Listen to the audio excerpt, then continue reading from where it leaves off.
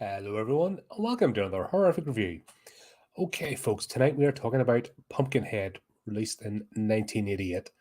After a tragic accident, a man conjures up a towering, vengeful demon called Pumpkinhead to destroy a group of unsuspecting teenagers.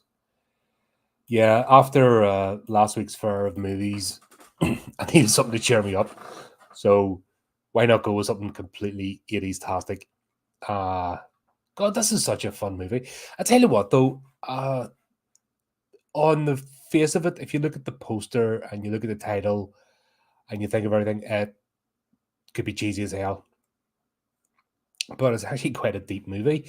There's a deep tone in this and a story that on the surface you wouldn't think was there. I mean, on a whole, this is just another, slasher, demon conjuring sort of thing, but there's a wee bit more to it. But we'll start off anyway.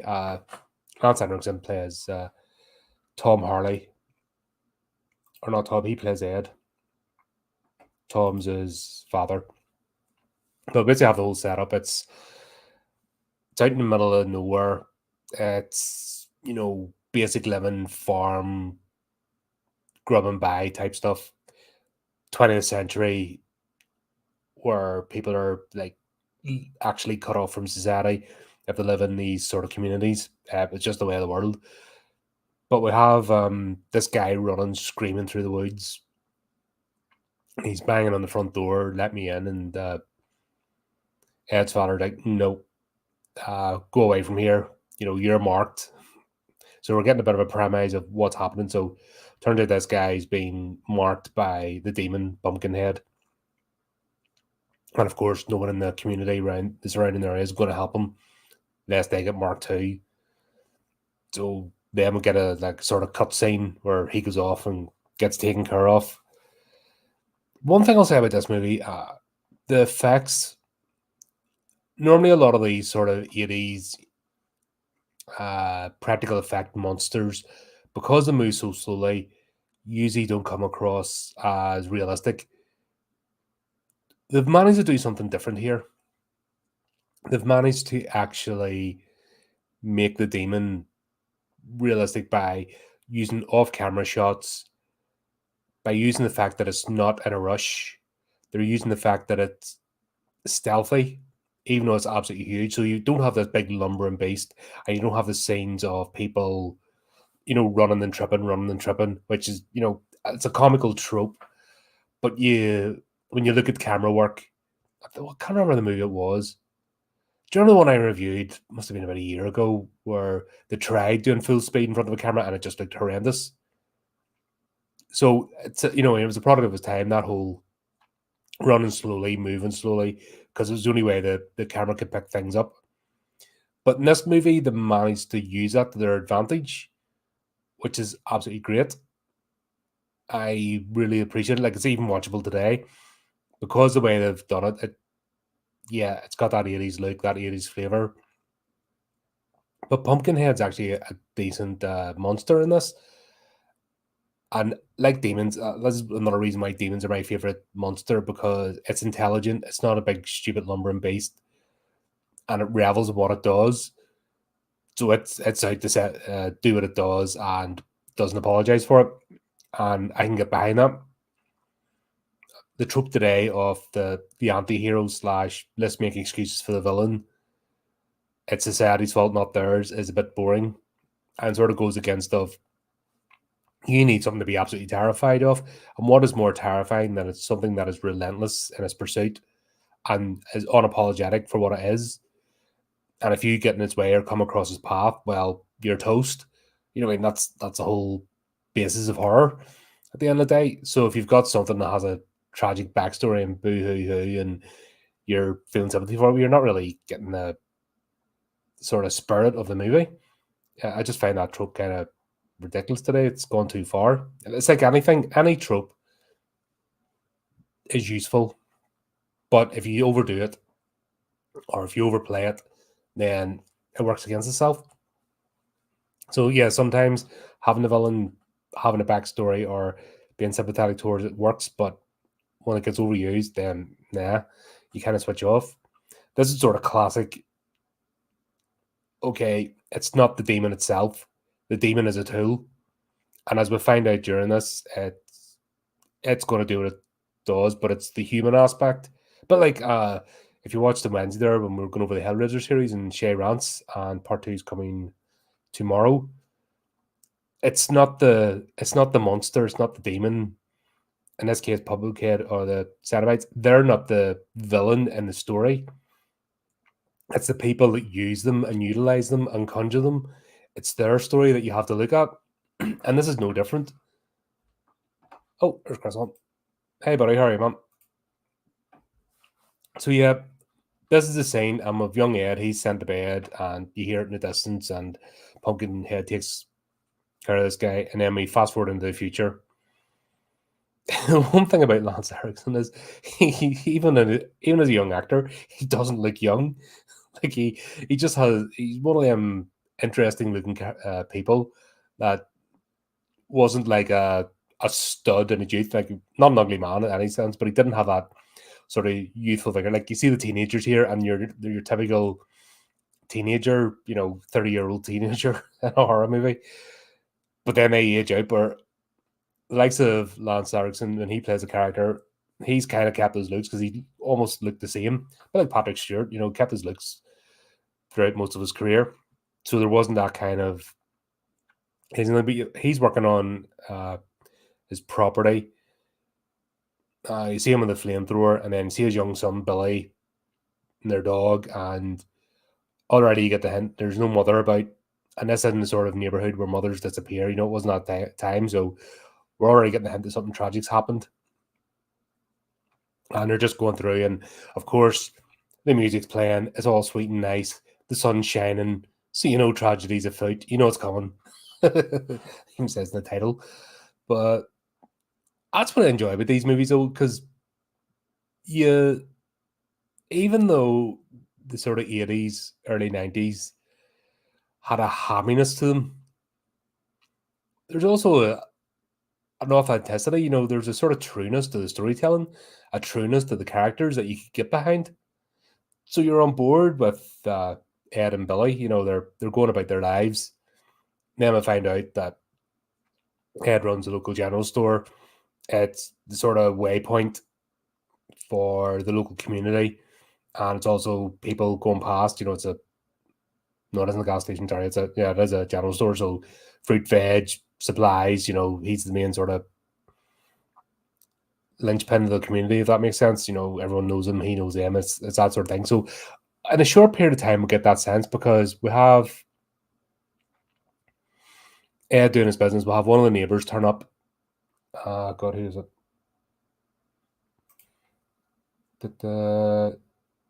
It's not Joel.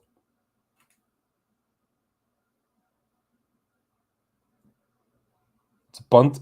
Oh, Mr. Wallace. Yeah, sorry, Mr. Wallace and his family turn up, and Ed had feed for them, but he left it up the house. He hadn't brought it to the store. And then we get these bunch of kids arrive. And I say kids in inverted commas because it's 80s kids who are 30-year-old teenagers, which is it's still funny to this day, the fact that they do that. It just really, even as a kid watching this, you really felt underdeveloped. They just use full-grown adults in horror movies, which is, I know it was all sort of sensibilities at the time, but it just looks a wee bit ridiculous. But anyway, they're going to a cabin in the woods. They've rented out, and you've got dirt bags, and then you've got Joel. He's your stereotypical 80s villain, 80s bad guy, 80s rough child. He's got the leather jacket.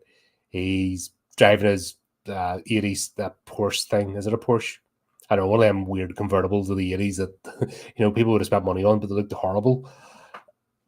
He's driving, speeding around, and his girlfriend's giving him beers, and he's drinking beers in the car.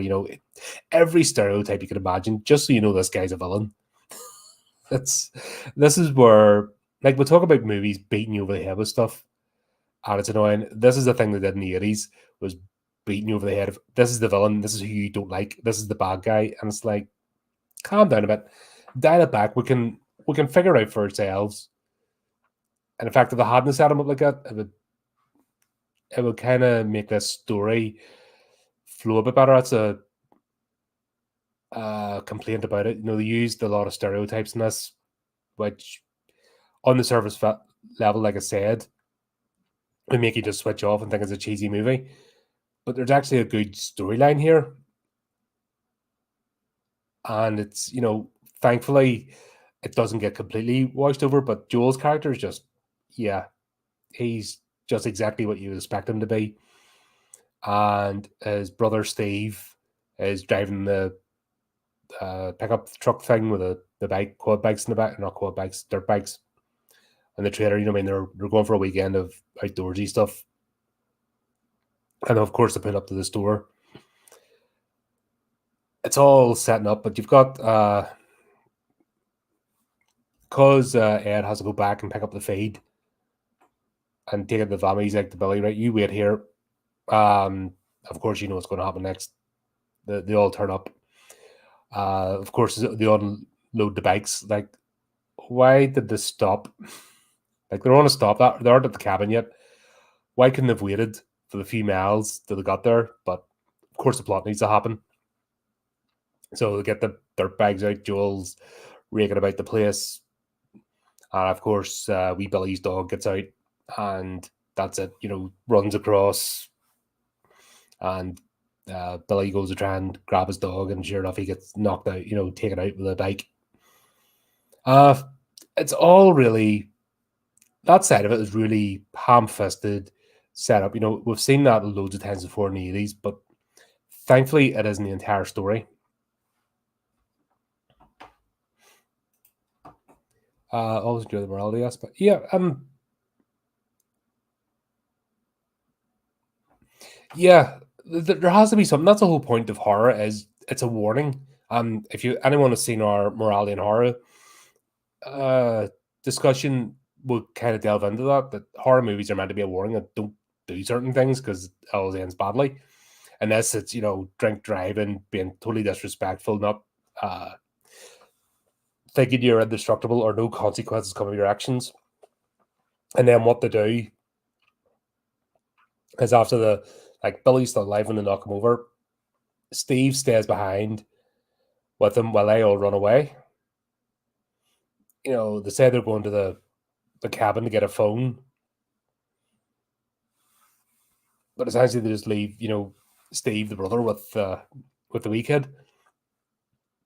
Ed comes back with a feed, and then he's looking for his son, and that, and he's calling. And sure enough, dog barks, and he goes and sees Steve with the wee lad, and he's like completely heartbroken. What's he tries to do? He tries to, I don't know where the hospital was, but I don't know about trying to get to the hospital. But Billy dies before he gets there. That's kind of the point. And then he goes to, I can't remember his name again. Flip's sake, I'm terrible. Mr. Wallace. I should remember that name.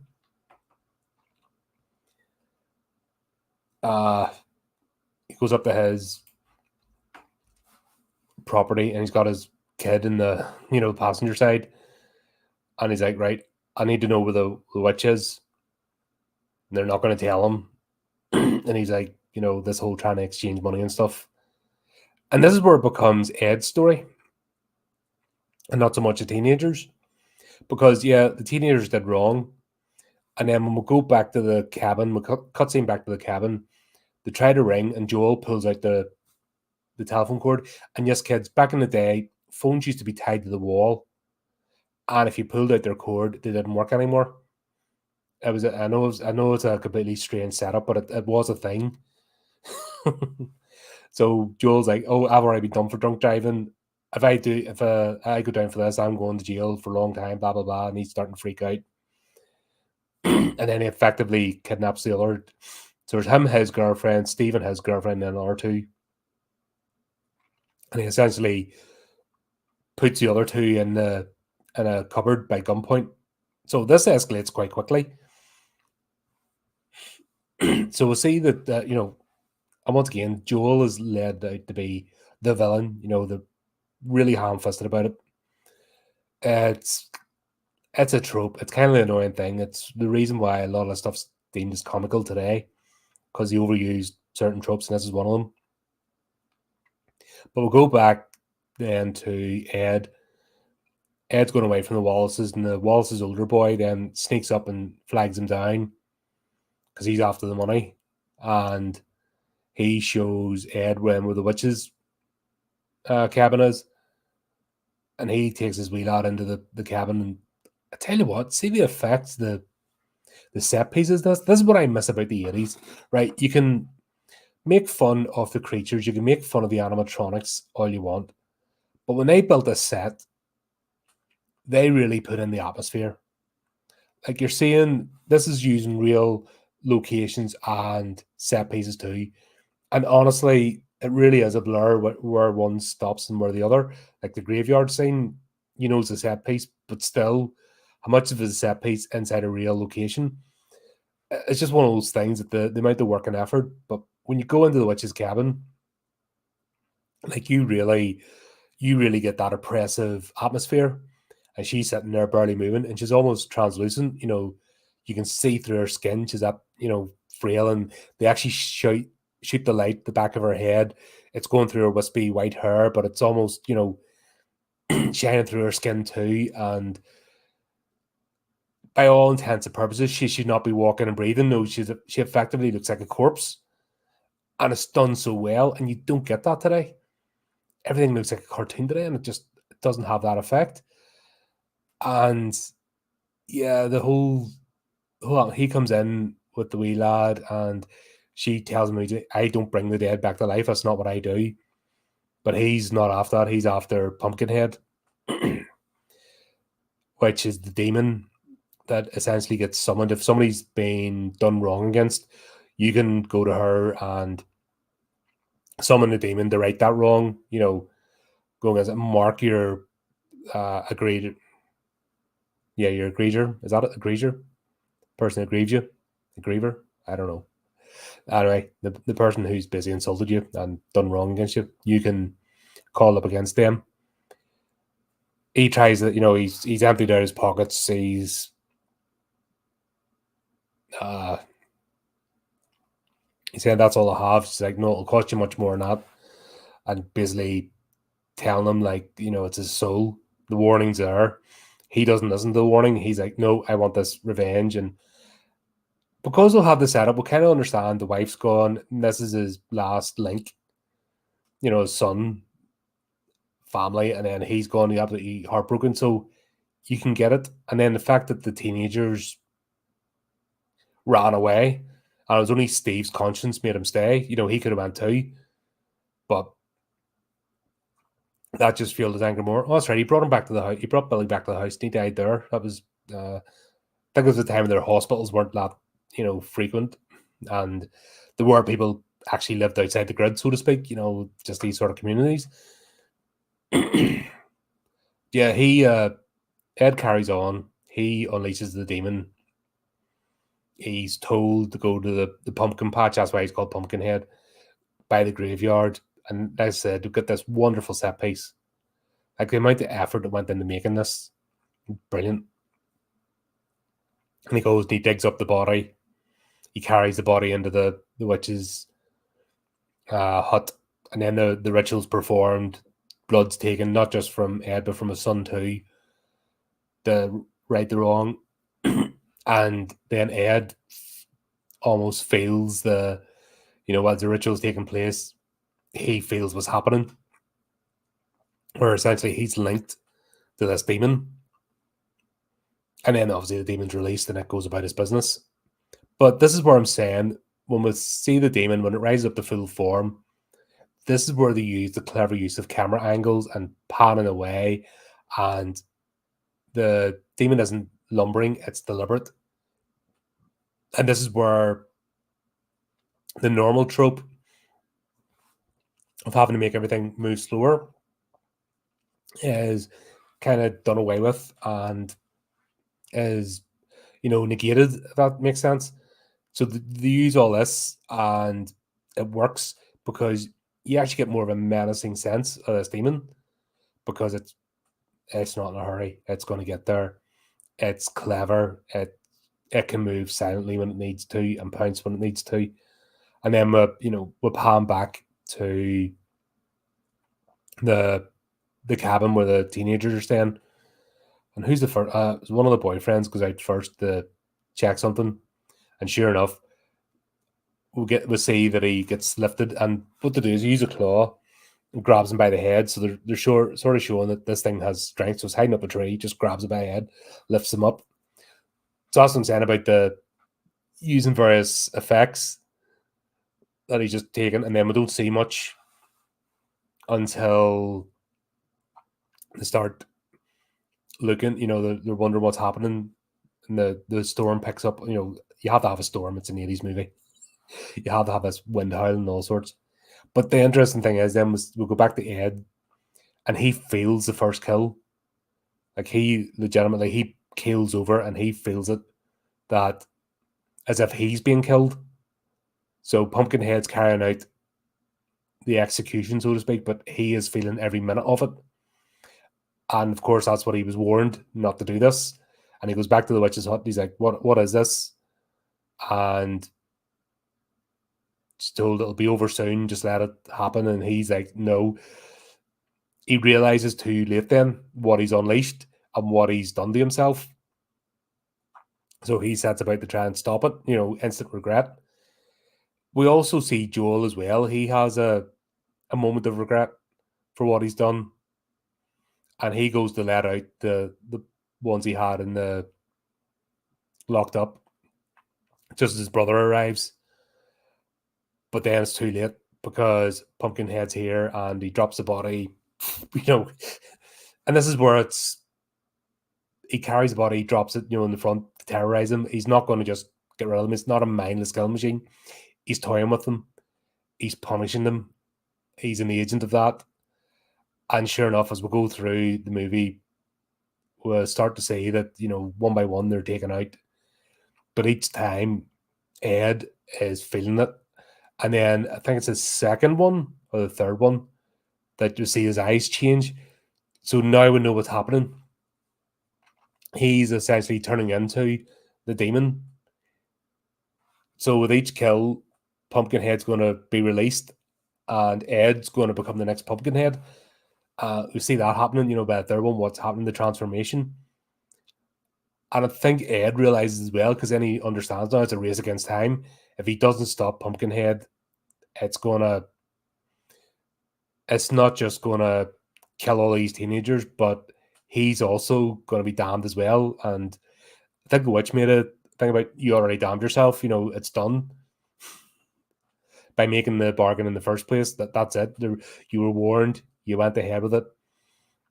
It's the same as Joel. He's coming over the sort of trying to go the redemption arc, but it's too late because he had more than enough opportunity to pull back from the brink, and he went along the course of action that he did. So we'll get this whole thing, and then we'll have it's not Kim. Who's left?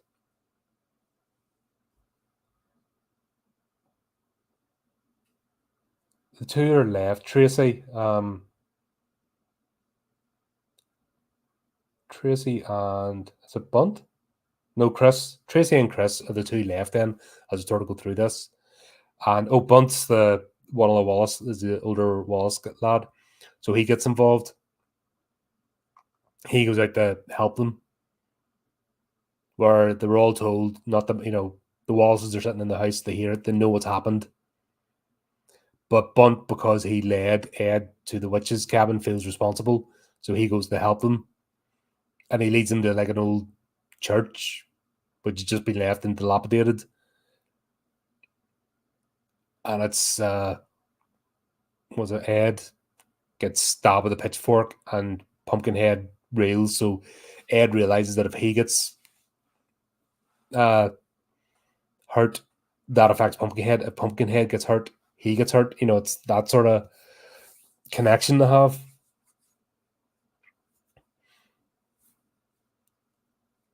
Then we'll have the sort of final showdown.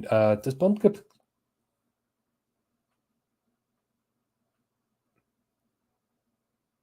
No, Bunt's okay. He doesn't get captured. Sorry, I watched this 2 days ago. Apologies. I should have watched it again before tonight, but I was busy.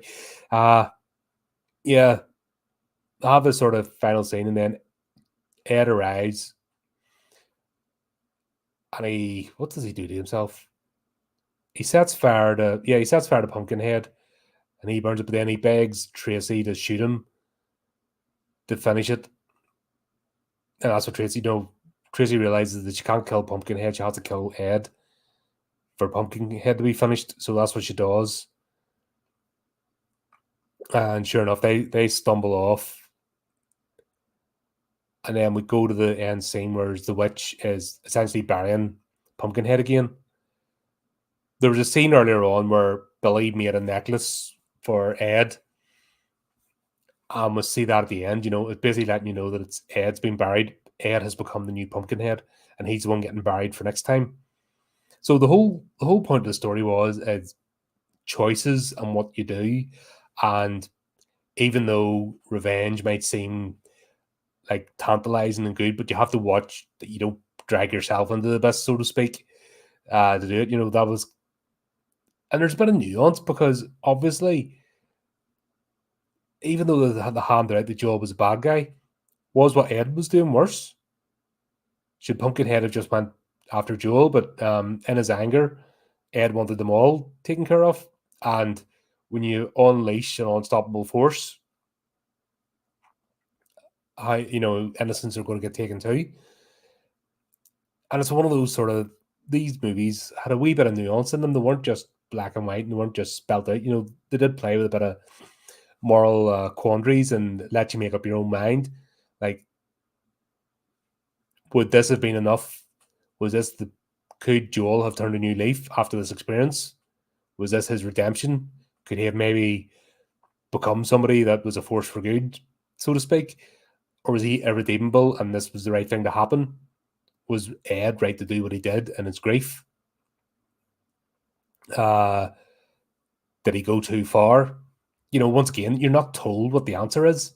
You're left up to yourself to figure out, where your moral compass lies. And I like movies like that. I like it when you're left to, you're treated like an adult and you're left to make up your own mind of how you feel about it. The witch, could she have warned him a bit clearer, or was she playing a game herself to get another soul? Like, what was her game in this? Because you see her, she's the one that buries Pumpkinhead, and for someone that looks so frail, all of a sudden she has this amazing strength. So what's her game in it? Is she the bad guy in this, so to speak, for playing games with people who come to her, or the fact that they come to her, have they already sealed her fate, and is she just going with emotions? You're left to kind of figure that out for yourself, and that's what I miss about these type of movies. Like, we don't get this today, and I kind of want to look back at this era with a real fondness. Not just that there, but look at the cover art, look at the set pieces, look at the way that the effects and all is absolutely fantastic. You can tell that there was care and attention and love put into it. Yeah, some of the acting's a bit hammy, but still, you've got Lance Henriksen. What more do you want? You know what I mean? Lance Henriksen's just going to be Lance Henriksen. He's just one of them people that are enjoyable to watch. But the rest of them, like the kids in this, the Wallace kids were brilliant. They played a good role and they were side characters, but they really gave you the feeling of this sort of backwoods, like they're all like wearing not even like proper clothing. They're wearing like tattered dresses, no shoes, and dungarees, But stereotypes can somewhere, so it was a bit of a reflection on the time, and pretty sure there's people still like that today. Yes, we're more connected via the internet and devices, but still physically, there's people that can be separated. It's just purely logistical. Why you can't get to certain places, or why you wouldn't have the modern amenities. Even in the 80s, there were places that weren't as, you had second world countries as well as the third world, sort of the Eastern Bloc. So it wasn't just, everything wasn't sunshine and roses and the top of technology. Not everybody had it. So you had people live like us. It was just part of it. Even in cities, you had people live like us. It was a good reflection of the time and possible, but it wasn't done with hatred. The people lived as they lived, but still there's a sense of community, there's a sense of purpose, there's a sense of family. So you're not looking down your nose. They just who they are. I mean, you see Ed, and it's Mr. Wallace, and it's treating each other with respect. You're not denigrating them, and the kids aren't abused. They're just part of, they're living their life. They're treated as well as they can. They're fed. They're given what they need. They've got their duff ups for going about. They don't need to wear top of the range fashion because it'll be destroyed in a minute where they're living. So it's interesting. Do you enjoy open-ended movie ending? Yeah, and that's what we're seeing today. Today we see lazy writing, we see lazy storytelling, and we don't even see characterization anymore. Where this is, on the surface level, as I said at the start of the review, a slasher. It's a cheesy monster flick, but it's not. There's actually a bit of effort with the characters and the storyline and a bit of ambiguity. There's effort put in this because the people that made this movie want you to watch it and want you to enjoy it. Today, they don't care. They genuinely don't care. It's just that throw that out. The stupid people will watch it because of some strange loyalty to brand. That's the arrogance today, and it really reflects in storytelling. Back then, if you looked, it's hard to describe if you haven't lived it, but if you went back to a video store back in the day, that was the choice you had was unreal. Cinemas were like you had one screen, maybe three screen. The multiplexes didn't come in the sort of 90s. I mean, the multiplex was a relatively new phenomenon, but even back in the 80s, a big cinema would have maybe three screens. That was it. So horror didn't really get a look in.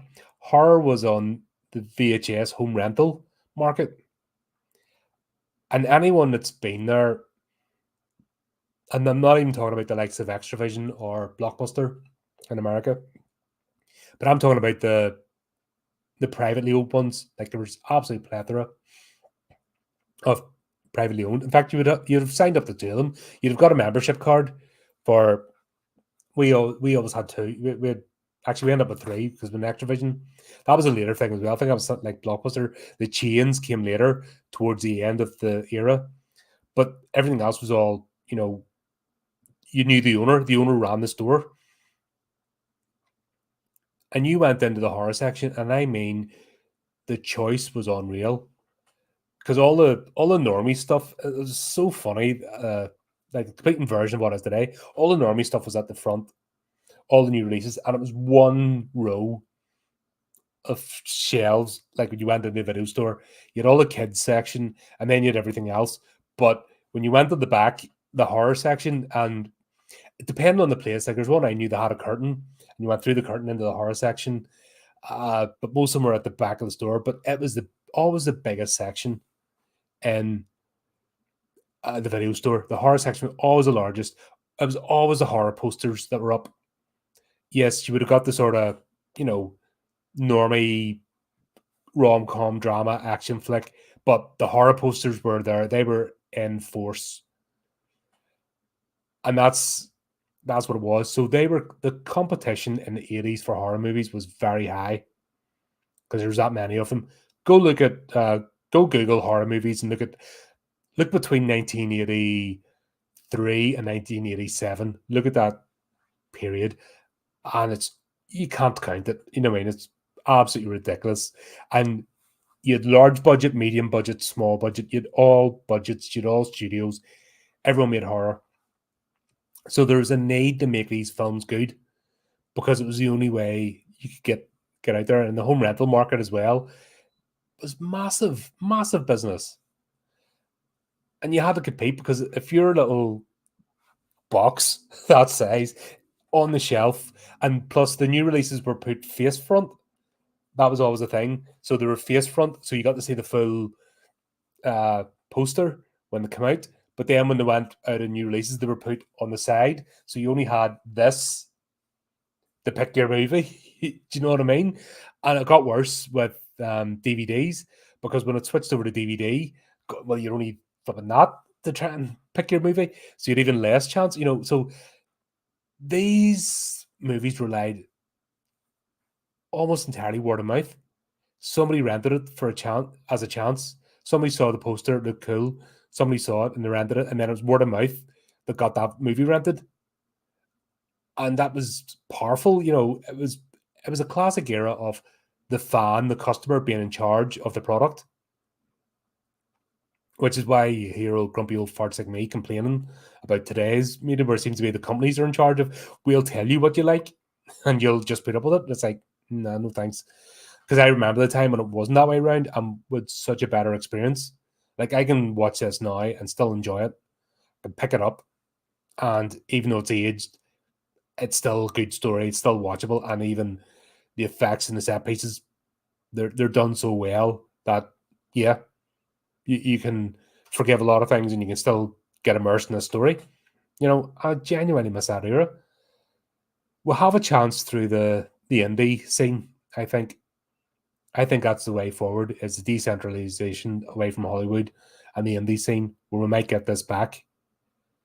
It's up to you though. It's up to us. To be a more discerning customer and not just blindly follow the trend. Look at independent creators. Obviously, we feature some in the show. Some folks come on want to chat about their stuff, but it's looking at those people. But you also hold them up to the same standard. You don't give them a by ball, and that doesn't mean being nasty.